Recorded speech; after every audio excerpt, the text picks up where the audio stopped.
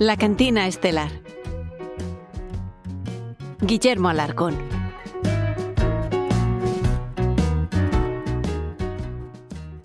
Soy Guillermo Alarcón y espero que pasemos buenos ratos agradables, donde la inspiración y las buenas historias, mezclado con ciencia, cine, música y lo que pueda ir surgiendo a lo largo de los diferentes podcasts que espero poder grabar, pues nos lleven a lugares fantásticos en los que podamos charlar, conversar y dialogar sobre todos estos temas desde, pues obviamente, mi perspectiva o la perspectiva de la gente que me acompañe, que espero que sea mucha.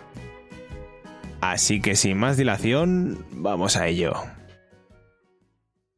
Pues no sabía con qué tema empezar, pero qué mejor que dentro de todo lo que está ocurriendo, que obviamente nos afecta a todos, qué mejor que hablar sobre el aliciente que le supuso a grandes mentes de la historia el estar en una cuarentena. Y cuando empiezo a pensar, me viene a la mente el famoso Isaac Newton. Creo que a finales del siglo XVI en Reino Unido empezó pues una epidemia, la peste bubónica, que arrasó. Se llevó por delante a 1/3 de la población de esa época. Durante esa época, Newton, estaba en la veintena, pues se fue a la granja de su familia. Y allí es donde pues su cabeza empezó a darle vueltas a un tema que llevaba mucho tiempo pensando y que nadie había pensado o que nadie había plasmado hasta la fecha como lo hizo él. Pues estoy hablando de la famosa ley de la gravedad. Antes de eso este señor estaba fascinado por los temas relacionados con los espectros de la luz. El famoso prisma por el que pasa la luz y la fracciona en los colores del arco iris. Pues este hombre estuvo metido en todo eso, le fascinaba.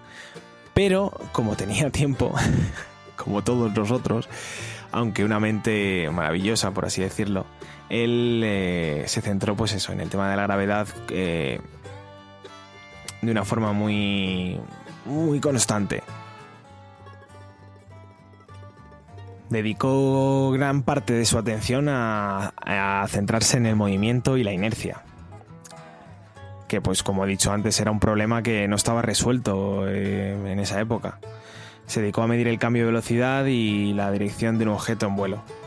Por ejemplo, si se arroja una flecha o se dispara una bala de un cañón, suben gradualmente, luego disminuye su velocidad y finalmente cambian de dirección y caen. Pero claro, la pregunta que se hacía este hombre era que qué determinaba la velocidad y la dirección de este movimiento, de esta magia, por así decirlo, la magia.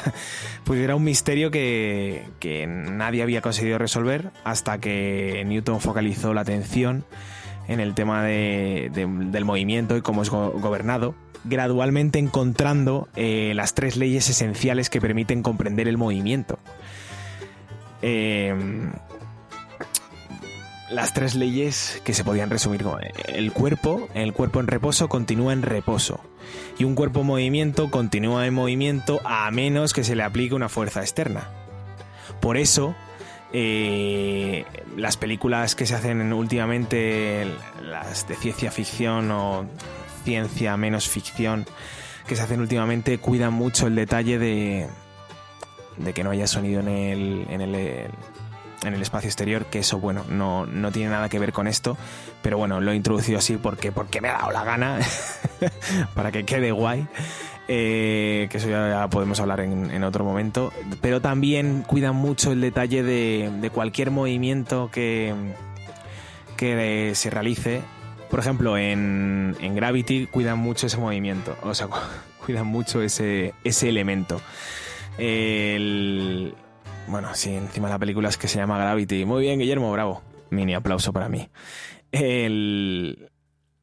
La magia es que, claro, en el espacio, aunque todo el mundo piense que estás quieto, nunca estás quieto del todo, porque, por ejemplo, la Estación Espacial Internacional está orbitando a la Tierra, y en ese periodo de orbitaje se está moviendo. Aparte, está siguiendo la Tierra, que también se está moviendo. El sistema solar, el Sol, mucha gente piensa que está quieto y se está moviendo también. Hace un trazado alrededor de la Vía Láctea. La Vía Láctea se está moviendo, o sea que el movimiento mola. El movimiento nos rodea. Y me he ido por las ramejas, pero bueno. El resumen es que lo que estaba diciendo de la primera ley de Newton, que me he ido hasta el planeta de T con lo que he dicho, pues se podría decir que como en la Tierra existe una fuerza, nosotros siempre paramos en algún momento, siempre estamos quietos sin pensar que la Tierra se mueve. No voy a volver a hablar de todo. O sea, yo me caigo de un coche en marcha y obviamente al final voy a parar, porque hay una fuerza que va a hacer que pare. Entonces, en eso consiste básicamente la primera ley. Es que no es que esté parando porque yo quiera, sino que una fuerza me está haciendo parar. La segunda ley se refiere a la aceleración. La aceleración que adquiere un cuerpo es proporcional a la fuerza aplicada, y la constante de proporcionalidad es la masa del cuerpo. Obviamente, si viene un hombre de 50 kilos y me empuja, no voy a recibir el mismo impacto que si me empuja Schwarzenegger, ¿no? Es lo que yo doy a entender cuando se refiere a... No es lo que yo desgloso, lo que yo desgrano cuando... El principio, obviamente, que la aceleración que adquiere un cuerpo es proporcional a la fuerza aplicada, obviamente. Y la última me gusta mucho, porque la última tiene como su carácter filosófico, por lo menos yo se lo introduzco así, porque me da la gana. A cada acción siempre se opone una reacción igual, pero de sentido contrario. A cada acción siempre se opone una reacción igual, pero de sentido contrario. O sea, esto no tendrá que ver con la mariposa que bate las alas y que hay un huracán en la otra parte del mundo, ¿no? Porque eso no lo veo muy empírico, no lo veo muy científico. ¿Qué has hecho, Newton? No te habrás tirado el pisto con la tercera ley, no, es broma. Obviamente esto es un poco como lo de la acción y reacción, ¿no? Las leyes de Newton fijaron los cimientos para la mecánica clásica, y sobre ellas generaciones de físicos construyeron grandes edificios. O sea, gracias a este hombre se crearon luego un montón de teorías de la mecánica clásica que estaban unidas, que estaban relacionadas con la gravedad, que luego más tarde, hasta que no llegó el señor Hawking, que fue el primer hombre que creó una fórmula matemática en la que metía la mecánica clásica con la mecánica cuántica en una misma fórmula.